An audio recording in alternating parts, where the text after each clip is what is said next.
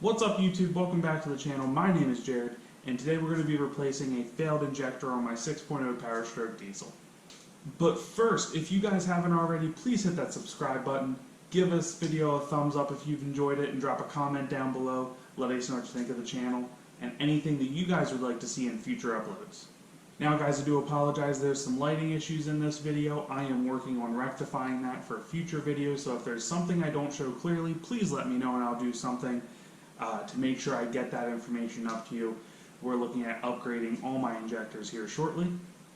Now what led me to leave my injector, it was completely needed to replace it now, is I was just pouring out like a gray smoke out of it, gray, white, somewhere in there, and even at idle it was just dumping out. Look back, I do have a video on this. Previously it was the exact same condition, guys. I turned around and checked the codes on my truck and I had a contribution balance code for number 6 injector, so that is why I know I needed to replace it. So anyway guys, that is enough of me talking. Let's get to this video. First thing you want to do guys is loosen both negative terminals on the driver and passenger side batteries and tuck them out of the way. Now me personally, I like to remove the entire driver side battery. So take a 5/16 socket,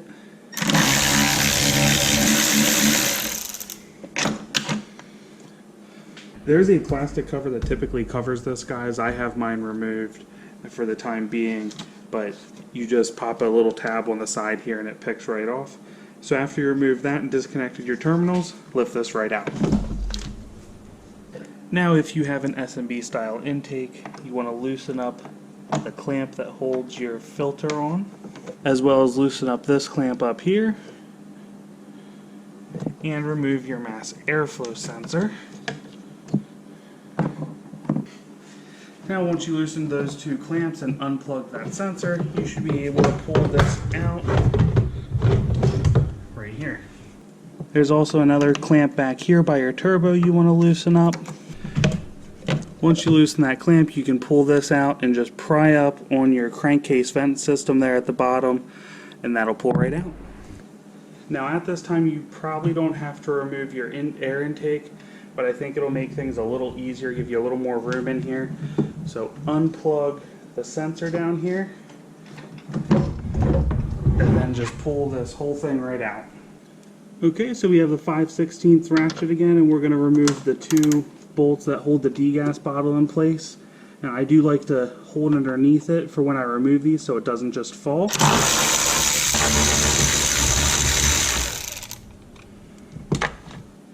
Now some of you may know I have a coolant, the way my coolant filter routes the coolant back is to the degas bottle, and I have it kind of tied up here, so I do have to remove a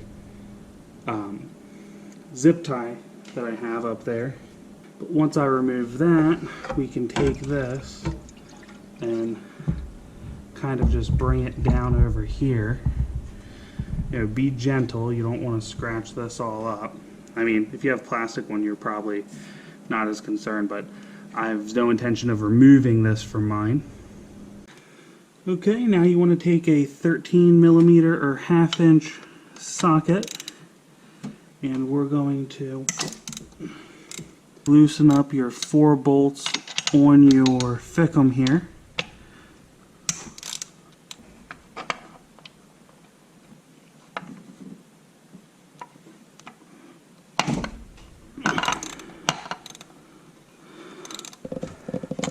Now once you remove those 2 studs and the 2 bolts in the rear, there's clips on top and bottom of the Fickum harness, and they're kind of hard to get to.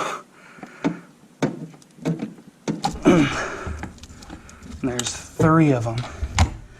Now, as you can see, right there's on either side the plugs you need to get out. You pinch them and then rock this back and forth as you pull out. And that is what plugs into your Fickum, controlling your injectors. So this is your Fickum bracket here. Sorry, this is my coolant reroute, guys, kind of in your way, but there this is. So here's your Fickum bracket, and there's several nuts and studs that hold it in. In the early style, it is a 10mm that works on it. So there's 3 across the top and 2 on the bottom that hold this in. And just pull up. Well, YouTube, this would be a good spot to look and see what has studs and what has bolts. I only have 3 bolts. One right behind where my Fickum harness is. One at the very back firewall, all but the way back there, that you can't see. You have to just feel for it. And one down here. I think I'm pointing at it right there. We'll see in video if that's actually the bolt or not. So you just want to loosen them up, and then you are down to replace to where the injectors are. So I'm going to loosen up these studs. So all my studs here seem to be 11 millimeters, so we are going to loosen them up. So guys, here's your dipstick, and there's a mounting bracket. There's a 10 millimeter nut down there before you can get onto your 12 millimeter stud. I just want to show you what I did here. So all I did is I started in the upper corner, and I just, as I pulled them out, laid them out. I skipped one spot because I have a bolt in there that's going to hold my place, just to keep the valve cover on tonight until I'm ready to take it off tomorrow morning. Now once you have removed all of your bolts, you can wrestle this guy out. So guys, this is now a very important time here, because you now have your whole system opened up. So you need to be very careful about what you do here, that you don't mess anything up. Okay guys, on my truck here, I have 5/16 bolts holding my oil rail in. I can't remember. I think the later year trucks have a Torx bit. I could be wrong, but I thought that's what was going to be holding this in on my truck. Oil rail is right here, and there's bolts that hold it in place on either side. 1, 2, 3, 4. Appears to be 8 bolts that hold it in, so they're all 5/16. I'm going to get them out, and we'll get back to you shortly. I have removed the valve cover, which you guys probably just saw before this. And do yourself a favor. Spend the money, get a nice Torx bit set. I had to borrow this socket. I have since ordered a very comprehensive kit. You need the extended shank on this to be able to get past the solenoid, the top part of the injector. Okay, now once you have all of your bolts removed, you want to pry up, not pry, just use your hands. There, now our oil rail is off. You want to leave it in there to drain.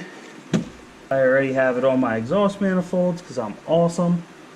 Okay guys, so I am taking a 18 millimeter socket here, and I'm going to press it. I've disconnected my injector from my harness, and you take this and you press it down on the injector and it'll pop it out. There is a tool for this, but most people tend to just take a socket and get the exact same result without buying a tool.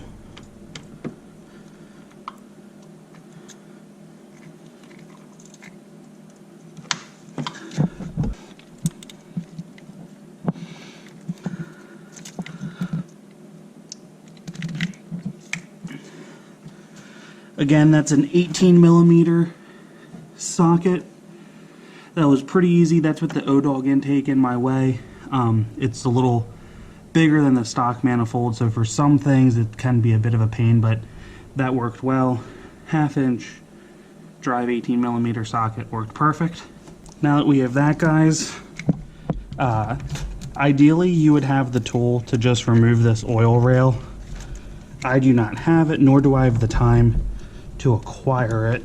So what you want to focus on is holding this up and unscrewing this one hold down bolt. Alright guys, here's my new Alliant injector. Everything looks good. The connectors, Nothing jumps out at me.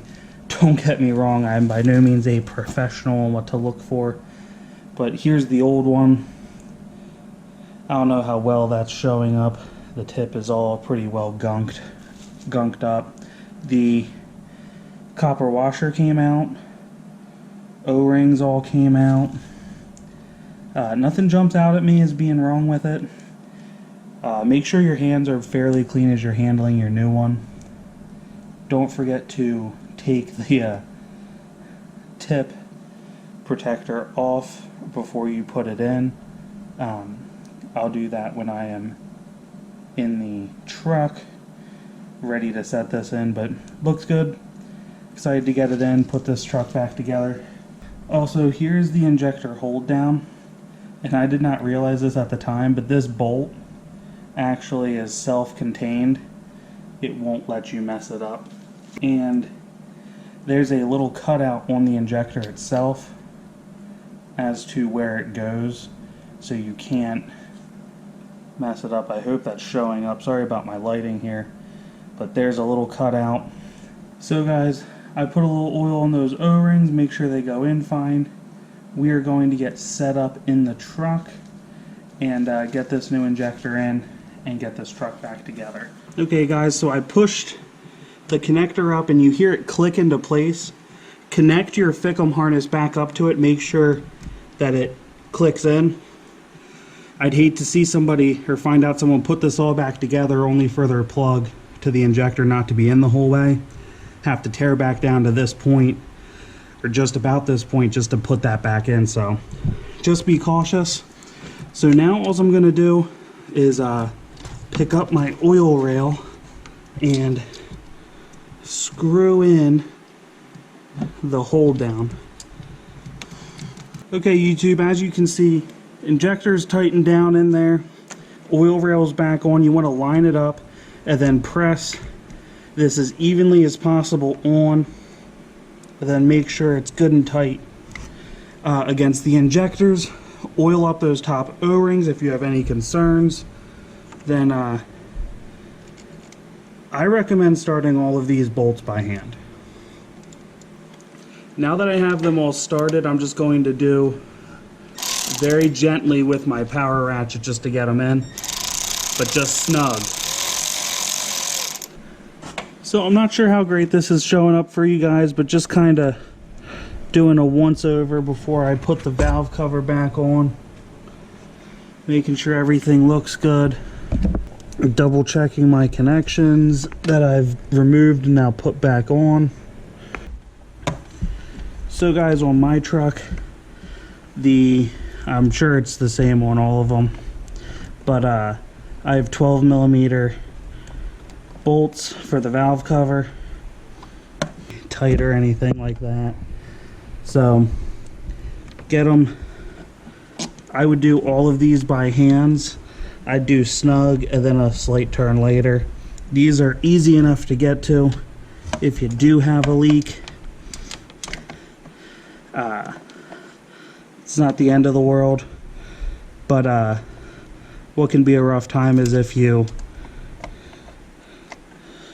break one off in the cylinder head.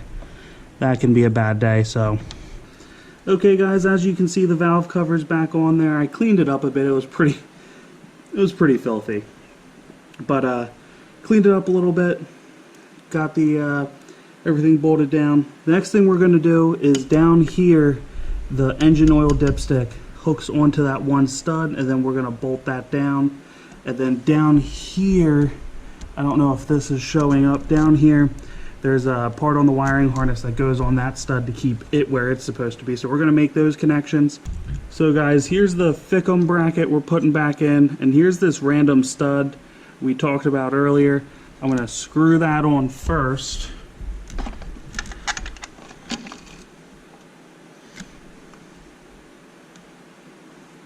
So I'm going to hand start each of these nuts. There's 5 of them. Again, on the later style, this whole setup is different. It has 2 brackets instead of 1 big one. Okay guys, so here we have the Fickum. There's 3 plugs in the back from the last video. And I will say, I have a newer harness on this. If you have an older harness, be very careful. I mean, be careful with new harnesses too. But the older ones that have been on here for years and years are pretty beat up by the heat cycles. Keep that in mind. The studs come up front here. Get them started. And then the bolts go in the rear. That is too, if you have the stock intake, there's a piece that sits here and mounts to your air intake. Now guys, we got it started, but you want to put your degas bottle up back into place and tighten it down.